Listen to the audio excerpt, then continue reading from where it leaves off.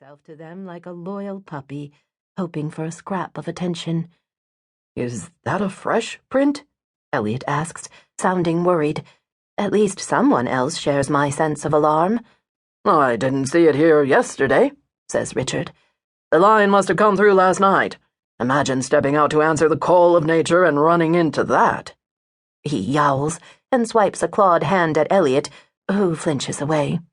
This makes Richard and the blondes laugh, because Elliot is everyone's comic relief, the anxious American whose pockets bulge with tissues and bug spray, sunscreen and sanitizer, allergy pills, iodine tablets, and every other possible necessity for staying alive. I don't join in their laughter. Someone could have been killed out here, I point out. But this is what happens on a real safari, eh? Says Sylvia brightly. You're out in the bush with lions. Doesn't look like a very big lion, says Vivian, leaning in to study the print. Maybe a female, do you think?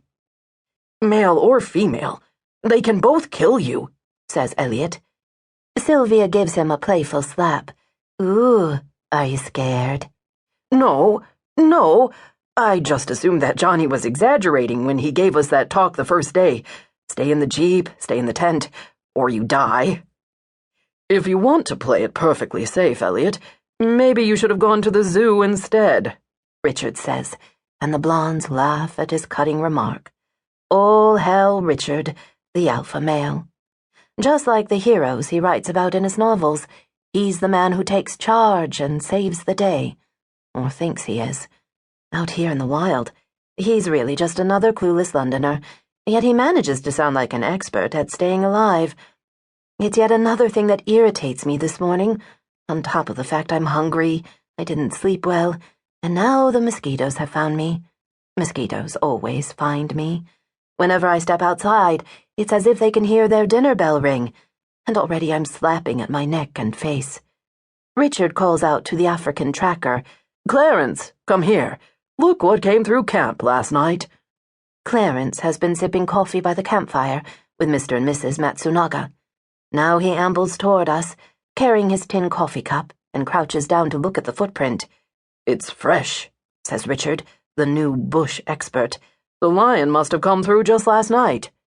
"Not a lion," says Clarence.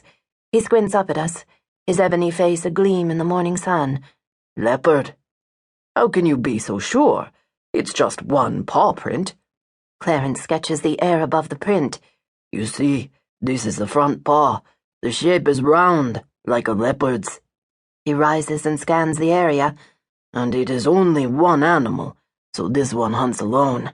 Yes, this is a leopard." Mr. Matsunaga snaps photos of the print with his giant Nikon, which has a telephoto lens that looks like something you'd launch into space. He and his wife wear identical safari jackets and khaki pants and cotton scarves with wide-brimmed hats. Down to the last detail, they are sartorially matched. In holiday spots around the world, you find couples just like them, dressed in the same outlandish prints. It makes you wonder, do they wake up one morning and think, let's give the world a laugh today? As the sun lifts higher, washing out the shadows that so clearly defined the paw print, the others snap photos, racing against the brightening glare. Even Elliot pulls out his pocket camera, but I think it's simply because everyone else is doing it, and he doesn't like to be the odd man out. I'm the only one who doesn't bother to fetch my camera. Richard is taking enough photos for both of us, and he's using his Canon, the same camera National Geographic photographers use. I move into the shade, but even here, out of the sun, I feel sweat trickle from my armpits. Already the heat is building. Every day in the bush is hot. "Now you see why I tell you to stay in your tents at night," Johnny Posthumus says. Our bush guide has approached so quietly that I didn't realize he'd returned from the river. I turn to see Johnny standing right behind me. Such a grim-sounding name, Posthumus. But he's told us it's a common enough surname among Afrikaans settlers, from which he's descended. In his features I see the bloodline of his sturdy Dutch ancestors. He has sun-streaked blonde hair, blue eyes, and tree-trunk legs that are deeply tanned in khaki shorts. Mosquitoes don't seem to bother him, nor does the heat, and he wears no hat, slathers on no repellent.